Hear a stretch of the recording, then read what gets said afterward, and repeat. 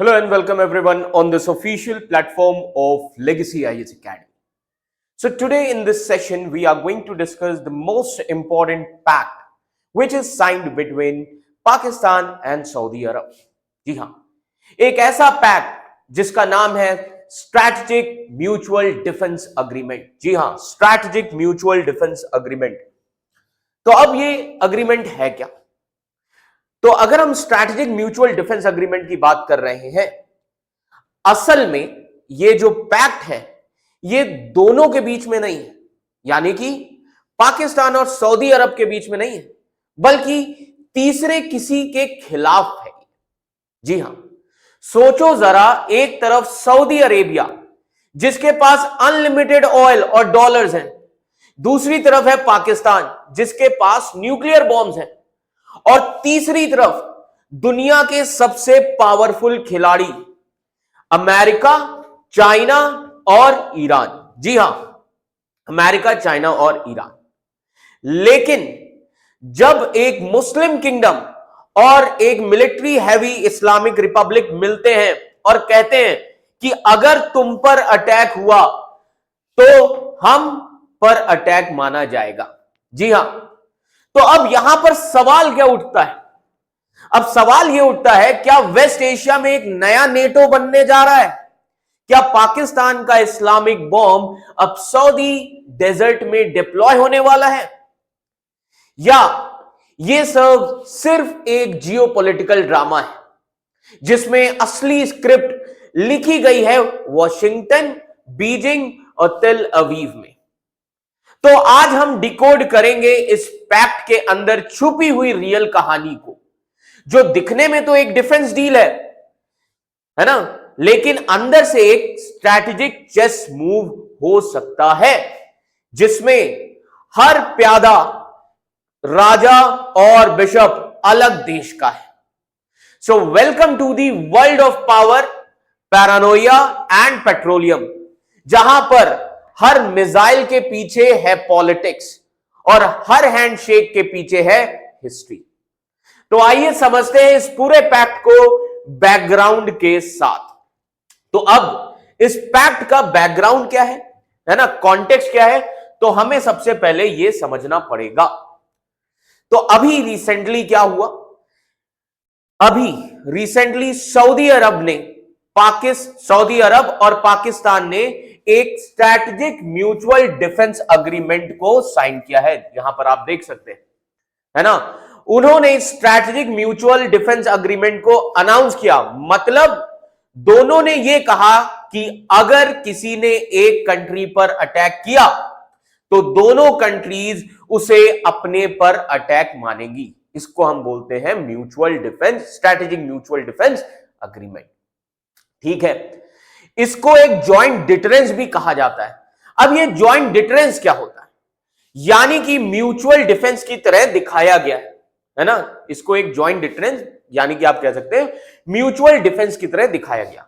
लेकिन असली कंफ्यूजन यह है कि अग्रीमेंट का एग्जैक्ट जो टेक्स्ट है अभी तक पब्लिक नहीं हुआ और इसके पीछे से इंटेंशंस भी अभी अनक्लियर हैं. जी हां, इसके पीछे क्या इंटेंशंस हैं, अभी ये सारी चीजें अनक्लियर है. तो इसको हम एक तरीके से क्या मान सकते हैं? इसको हम एक तरीके से शेकी अग्रीमेंट मान सकते हैं, या आप इंग्लिश में बोल सकते हैं ड्यूबियस पब्लिक पैक्ट, है ना. ये अभी एक तरीके से ड्यूबियस पब्लिक पैक्ट है, या आप कह सकते हैं शेकी अग्रीमेंट. जी हां, अब ये ऐसा मैं क्यों कह रहा हूं, उसके पीछे काफी सारे कारण हैं. आइए उन कारणों को समझते हैं, है ना. तो सबसे पहले हम बात करेंगे यहां पर पाकिस्तान के डिफेंस मिनिस्टर की. अब पाकिस्तान के डिफेंस मिनिस्टर ने इस पर क्या बोला है ना. तो आइए इस चीज को सबसे पहले हम समझ लेते हैं. तो आप जैसा कि यहां पर देख सकते हैं, है ना, पाकिस्तान के जो ये डिफेंस मिनिस्टर हैं, इन्होंने ये बोला कि न्यूक्लियर वेपन्स इस अग्रीमेंट में नहीं है. अब ध्यान से समझिएगा, इन्होंने क्या बोल दिया? न्यूक्लियर वेपन्स इस अग्रीमेंट में नहीं है. ठीक है, लेकिन उसके अगले ही दिन उन्होंने जियो टीवी पर यह कहा हमारी न्यूक्लियर कैपेबिलिटीज भी इस पैक्ट के अंदर अवेलेबल होंगी. मतलब एक दिन पहले वो कुछ और बोल रहे हैं और दूसरे दिन कुछ और बोल रहे हैं. मतलब दोनों तरफ के स्टेटमेंट्स कॉन्ट्राडिक्टरी हैं, है ना। चलिए अब थोड़ी हिस्ट्री की भी अगर हम बात यहां पर करें तो हिस्टोरिकली अगर हम देखें, सऊदी अरब ने पाकिस्तान के न्यूक्लियर प्रोग्राम को खुद फंड किया था। जी हां, सऊदी अरब ने पाकिस्तान के न्यूक्लियर प्रोग्राम को फंड किया था। ठीक है, मान लिया हमने, जो इस्लामिक बॉम्ब के नाम से जाना गया। जी हां, जो कि इस्लामिक बॉम्ब के नाम से जाना गया। ठीक है, लेकिन इसका मतलब यह नहीं है कि सऊदी के पास एक्चुअल न्यूक्लियर डेटरेंस है। यह भी हमें ध्यान में रखना है। याद करो, मई 1999 में 1999 में सऊदी प्रिंस सुल्तान बिन अब्दुल अजीज ने पाकिस्तान के सीक्रेट न्यूक्लियर फैसिलिटीज में विजिट किया था। जी हां, तो मैं आपको कुछ फोटोज दिखाना चाहता हूं। यहां पर ये है सऊदी प्रिंस सुल्तान बिन अब्दुल अजीज ने मई 1999 में पाकिस्तान के सीक्रेट न्यूक्लियर फैसिलिटीज विजिट किए थे और उन्हें AQ खान, अब्दुल कादिर खान, जो कि पाकिस्तान के न्यूक्लियर फादर कहे जाते हैं, उन्होंने इनको पर्सनली ब्रीफ किया था। अब आप कहेंगे कि सर वहां के प्राइम मिनिस्टर भी गए होंगे, पाकिस्तान के प्राइम मिनिस्टर। तो मैं आपको एक चीज और बता दूं, बेनजीर भुट्टो जैसी प्राइम मिनिस्टर को भी वहां जाने नहीं दिया गया था। पाकिस्तान की न्यूक्लियर फैसिलिटी में इनको भी जाने को नहीं मिला था। बट याद रखिए, अब्दुल अजीज, है ना, मोहम्मद बिन अब्दुल अजीज ने पाकिस्तान के सीक्रेट न्यूक्लियर फैसिलिटीज में विजिट किया था और पाकिस्तान के जो फादर है न्यूक्लियर साइंस के, न्यूक्लियर साइंटिस्ट जो है, उन्होंने खुद उन्हें पर्सनली ब्रीफ किया, है ना। So it's all been done before, है ना। तो पहले भी, अब आपको लग रहा होगा कि ये फैक्ट नई चीज है, पहले भी ऐसा हो चुका है। अगर हम बात करें 1988 टू 89 की, 1988 टू 89, है ना, इनका नाम है अब्दुल कादिर खान, जिनको कहा जाता है father of nuclear scientist in Pakistan, है ना। ठीक है, तो 1988 टू 89 में सऊदीज ने चाइना से मिसाइल्स खरीदे थे। जी हां, 1988 से, और आप ये डॉक्यूमेंट भी देख सकते हैं, Pakistan nuclear bomb and Islamic bomb. ठीक है, तो अब आइए यहां पर देखते हैं 1988 टू 89 सऊदी अरब ने, ध्यान रखिएगा, सऊदी अरब ने चाइना से मिसाइल्स खरीदे थे जिनकी रेंज करीब 2500 किलोमीटर की थी। मतलब इजराइल तक वो मिसाइल्स पहुंच सकते थे, लेकिन ये मिसाइल काफी ज्यादा इनएक्यूरेट थे और न्यूक्लियर रोल के बिना यूजलेस होते, है ना। तो ये जो मिसाइल्स थे न्यूक्लियर रोल्स के बिना बिल्कुल यूजलेस होते। ठीक है, एविडेंस नहीं मिला कि पाकिस्तान ने कभी एक्चुअल न्यूक्लियर वॉरहेड ट्रांसफर किया था, ऐसा कोई भी एविडेंस नहीं है। पर सऊदी ने एक मिलिट्री सिटी बनाई थी, कहा जाता है सऊदी अरब ने एक मिलिट्री सिटी जरूर बनाई थी, और जिसमें अंडरग्राउंड सिलोज और बंकर्स भी बनाए गए थे, ऐसा कहा जाता है। अब चेंजेस क्या क्या है, 1990 के दशक में एक secret mutual defence pact Pakistan और सऊदी अरब के बीच साइन हुआ था। यह जरूरी चीज है। जी हां, 1990 के दशक में पाकिस्तान और सऊदी अरब के बीच में एक secret mutual defence pact sign हुआ। यह कहां से हमें पता चला? एक सऊदी डिफेक्टर ने ही बताया, है ना। अब डिफरेंस यह है कि अब इस बार सब कुछ ओपनली डिक्लेयर किया गया है। मतलब रियाद खुद चाहता है कि दुनिया को पता चले, और दुनिया को पता चले का मतलब है स्पेशली ईरान को यह पता चलना चाहिए कि हमने पाकिस्तान के साथ एक डिफेंस पैक्ट साइन किया हुआ है। अब तो पूरा मुद्दा यह है, सऊदी चाहता है कि ईरान को यह चीज पता चलनी चाहिए। अब इस पर ईरान का क्या रिएक्शन रहा, तो आइए यह समझते हैं, है ना। तो बेसिकली ईरान रिएक्शन, इस पर ईरान ने किस तरीके से रिएक्ट किया, और आप सभी लोग सरप्राइज हो जाएंगे, ईरान ने इस पैक्ट को वेलकम किया। जी हां, ईरान ने वेलकम किया इस सऊदी पाकिस्तान पैक्ट को और यह कहा कि यह वेस्ट एशिया में एक रीजनल सिक्योरिटी सिस्टम की शुरुआत हो सकती है। मतलब यह तो आयरनी है, जिनके अगेंस्ट ये पैक्ट बना था यानी कि ईरान, वही उसको पॉजिटिव तौर से देख रहे हैं। जी हां, तो अब आइए इसी के साथ ही साथ हम बात करते हैं पाकिस्तान के न्यूक्लियर आर्सेनल की। ठीक है, तो अब सबसे पहले हम बात करेंगे Pakistan nuclear Arsenal. Now Pakistan के पास लगभग 170 न्यूक्लियर वॉरहेड्स हैं। जी हां, लगभग पाकिस्तान के पास 170 न्यूक्लियर वॉरहेड्स हैं और इंडिया के पास करीब करीब 180 वॉरहेड्स हैं। ठीक है, डिलीवरी कैपेबिलिटी की बात करें, एयर, सी और लैंड बेस्ड मिसाइल्स भी है। टेक्नोलॉजी और डिजाइन दोनों ही चाइनीज ओरिजिन के हैं, यह कहा जा रहा है। पाकिस्तान का न्यूक्लियर स्टैंड एम्बिग्यूअस है और डेंजरस भी है। क्यों? क्योंकि India no first use policy को फॉलो करता है, पाकिस्तान फर्स्ट यूज के लिए रेडी रहता है ना, और टैक्टिकल न्यूक्स भी जो है वो क्लेम करता है। मतलब वो पहले भी न्यूक चला सकता है, सिर्फ रेस्पॉन्स में ही नहीं। पर अगर इस पैक्ट में न्यूक्लियर मिसाइल्स हैं और अगर सऊदी अरब को भी इंक्लूड करे या कोई इस्लामिक न्यूक्लियर अम्ब्रेला बनाए तो प्रैक्टिकली इंपॉसिबल है। क्यों? क्योंकि नंबर्स कम हैं अभी पाकिस्तान के। शिया सुन्नी राइवलरी चल रही है, ईरान एक शिया कंट्री है। चाइना और यूएस दोनों के कंसेंट के बिना यह पॉसिबल नहीं है। तो अब सवाल किस चीज का उठता है? सवाल उठता है क्रेडिबिलिटी का।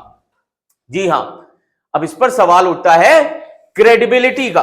तो आइए क्रेडिबिलिटी के बारे में थोड़ा समझते हैं, है ना। के सुब्रमण्यम, आप देख सकते हैं यहां पर के सुब्रमण्यम, है ना, के सुब्रमण्यम, जो कि इंडिया के बहुत ही अच्छे आप कह सकते हैं स्ट्रैटेजिक थिंकर थे।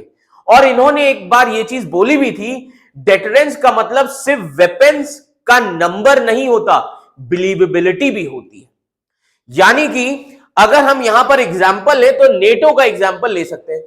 नेटो के डेटरेंस क्रेडिबल इसलिए है क्योंकि यूनाइटेड स्टेट्स ऑफ अमेरिका के ट्रूप्स यूरोप में फिजिकली डिप्लॉयड हैं और अगर कोई अटैक करेगा तो यूएस सोल्जर्स मारेंगे भी, है ना। रिटेलिएशन गारंटीज है, यूएस के सोल्जर्स मरेंगे भी, है ना, तो रिटेलिएशन गारंटीज है।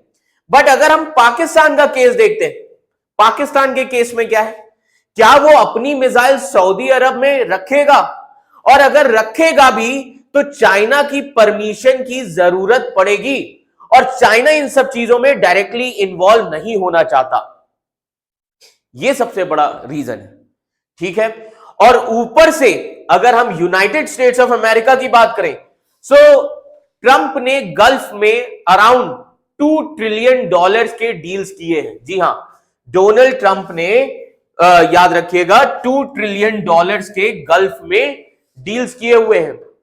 कहने का मतलब यह है इस $2 ट्रिलियन के डील्स में से $142 बिलियन वेपन सेल करेगा यूएस सऊदी को और बाकी $600 बिलियन की इन्वेस्टमेंट करेगा।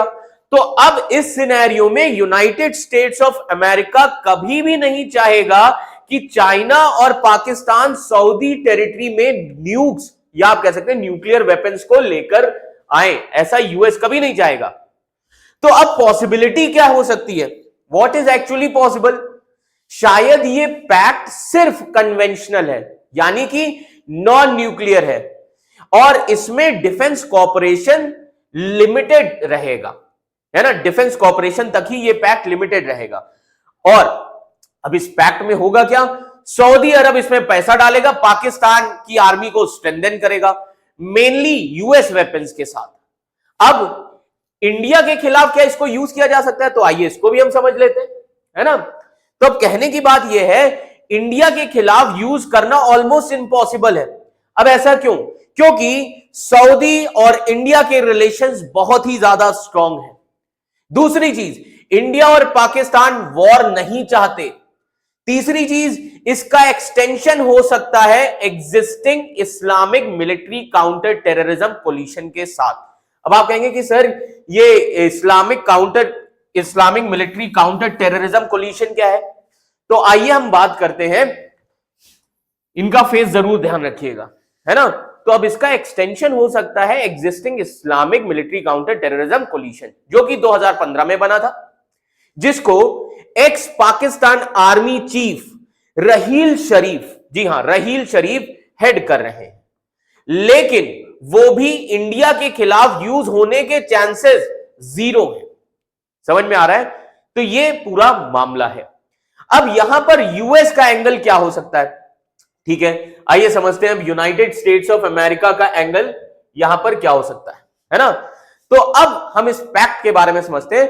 पैक्ट का मेन हिडन टारगेट है ईरान और अफगानिस्तान, ये हमें याद रखना है। मेन हिडन टारगेट जो पैक्ट के हैं वो है ईरान और अफगानिस्तान। अब ट्रंप की स्ट्रैटेजी क्या है? ट्रंप की स्ट्रैटेजी है चीप डिटरेंस। जी हां, मतलब यूएस खुद ट्रूप्स नहीं भेजेगा, लोकल पावर्स को इन्वॉल्व करेगा, जैसे पाकिस्तान और सऊदी अरब को। तो यूएस क्या कर रहा है? यूएस लोकल पावर्स को एम्पावर कर रहा है ताकि वो अपने रीजन में हैंडल करे, यूएस हैंडल नहीं करेगा। बिल्कुल वैसे ही जैसे यूनाइटेड स्टेट्स ऑफ अमेरिका यानी कि ट्रंप ने यूक्रेन को यूरोपियन डिटरेंस के हवाले कर दिया है। अब इससे किसके लिए फायदा हो सकता है? इससे यूएस के लिए फायदा है। क्यों?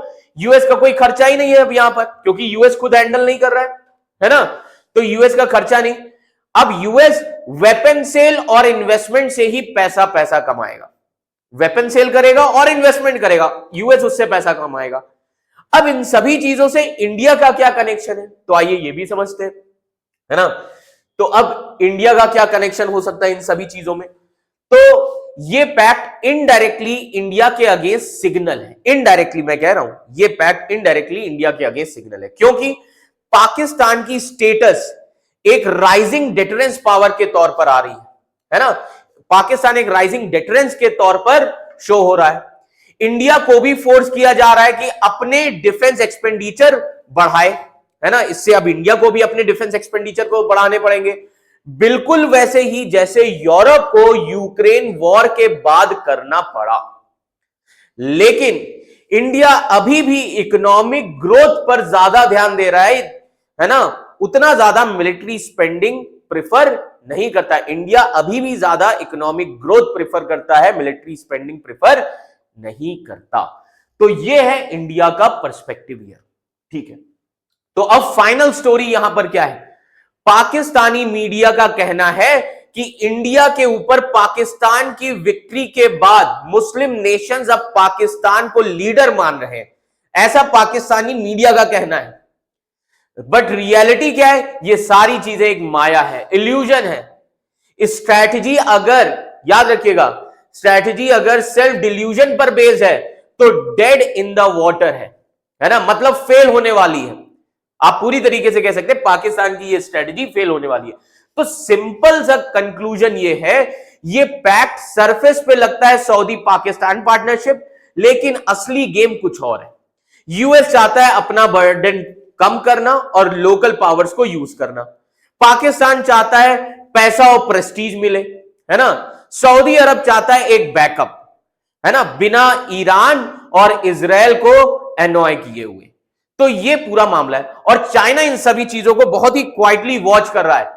एंड इंडिया इनडायरेक्टली टारगेट है ना। इंडिया कैसे इनडायरेक्टली टारगेट है? ग्लोबल पावर बैलेंस को मेंटेन करना है। और सबसे बड़ा आयरनी, पाकिस्तान अपने इस्लामिक बॉम्ब के इल्यूजन में फंसा हुआ है, जिसका कंट्रोल भी पूरा उसके पास नहीं है। तो ये पूरा मुद्दा चल रहा है। तो दोस्तों, इस पूरी कहानी का बॉटम लाइन यही है कि ये पैक्ट जितना सऊदी और पाकिस्तान के बीच दिख रहा है, उतना ही ये अमेरिका का ग्लोबल गेम प्लान भी है। एक तरफ ट्रंप चाहता है अपने ट्रूप्स को वापस बुलाना, दूसरी तरफ चाइना क्वाइटली इन चीजों को देख रहा है और बीच में पाकिस्तान अपनी पुरानी ग्लोरी को ढूंढ रहा है। तो सऊदी अरब अपनी सर्वाइवल स्ट्रेटजी लिख रहा है ना, और ईरान स्माइल कर रहा है। तो अब कहने का मतलब यह है, क्या यह पैक्ट वेस्ट एशिया में एक नई न्यूक्लियर अम्ब्रेला क्रिएट करेगा? क्या यह इंडिया को एक नए आर्म रेस में दिखाई देगा, या ये सारी चीजें सिर्फ एक इल्यूजन है जिसमें हर देश खुद को सेफ समझ रहा है, लेकिन दुनिया के एक और डेंजरस बैलेंस की तरफ बढ़ रहा है ना? सो दोस्तों, जियोपॉलिटिक्स का रूल बिल्कुल सिंपल है यहां पर, no alliance is forever and no enemy is permanent. पर सवाल यह है, जब दुनिया के सबसे बड़े वॉलेटाइल रीजन में बॉम्ब और बिलीफ एक साथ जाते हैं तो पीस कितने दिन तक टिकती है? सवाल यह है। यह था एक और डीप डाइव, है ना, गेम्स ऑफ ग्लोबल पावर का वीडियो। और अगर आपको यह एनालिसिस पसंद आया तो इस वीडियो को लाइक जरूर करो और शेयर करो और कमेंट में लिखो, the new world chess board has been change. तो मिलते हैं अगले नेक्स्ट एपिसोड में, जहां हम डिकोड करेंगे वो चीजें जो हेडलाइंस में छुपी होती है ना, और बल्कि आप कह सकते हैं वो हेडलाइंस बनती है। So thank you for watching this video, thank you so much.